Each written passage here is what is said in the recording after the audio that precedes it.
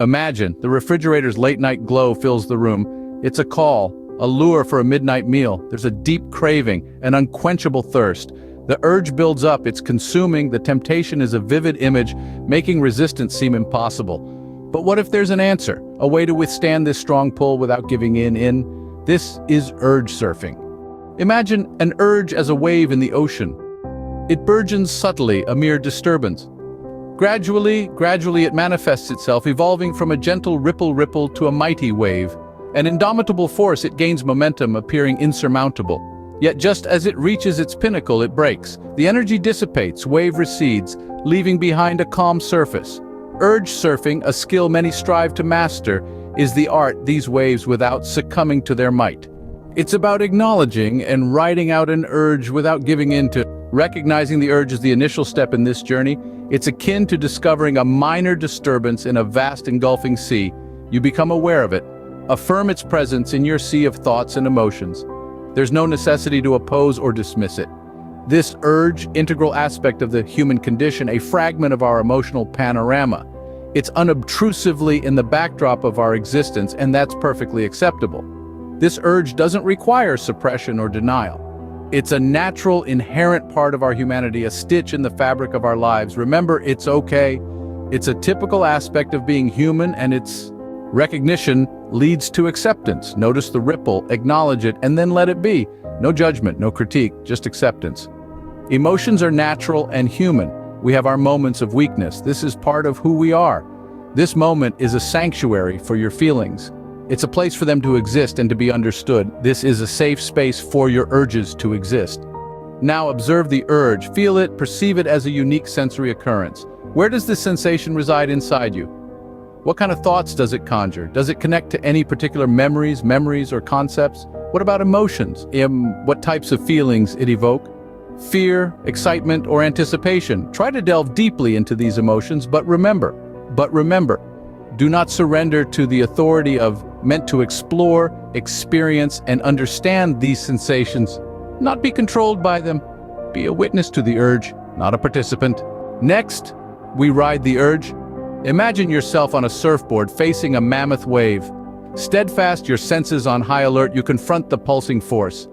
The wave amplifies, menacing as it arches into a formidable power. Despite the turmoil, you stay calm and resolved, anchored.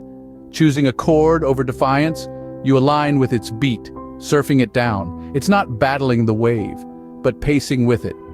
That's we deal with an urge. We experience it fully, but we don't give in. Patience is the key here. Consider yourself a surfer. Urges are like persistent waves, keeping equilibrium on your board. You await the right moment, navigating the flux. Against resistance, they seem formidable. As waves break, urges to subside, inviting tranquility. Important, it is not to get carried by the tide, but stay unwavering. The wave will indeed break, and the urge will assuredly pass. And when you're urge surfing, your breath can be an anchor. This method involves focusing on your breath's rhythm, utilizing it as a refuge during difficult times. Mindfulness is key, as it allows you to actively recognize your thoughts, feelings, and physical impartially. This practice urges you to fully live the present, cultivating acceptance and insight during tough situations. It encourages being present in the moment, even when that moment is challenging. Always remember to be gentle with yourself. Life is a maze filled with inherent yearnings essential to our survival. Urges about food, love, success, or acceptance are common. They are intricately interwoven into the human narrative, forming part of our shared experiences. It is okay to have these feelings. The key is how we perceive and respond to them. They are no cause for self-criticism. In fact, they are an opportunity to exercise kindness, empathy, and understanding toward oneself.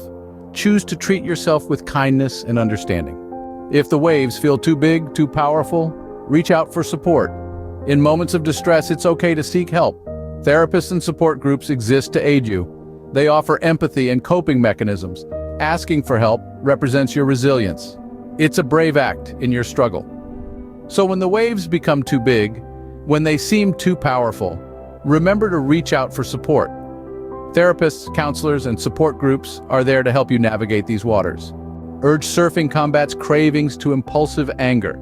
It's about using inner strength to manage challenges. Imagine being a surfer, skilled at dealing with powerful desire waves. It takes effort, but constant practice yields improvement. Visualize this: a surfer returning to shore, symbolizing emerging strength and resilience. As in surfing, for the next wave is paramount. Urge surfing is not just a method, it's a journey towards resilience, waiting for the next wave.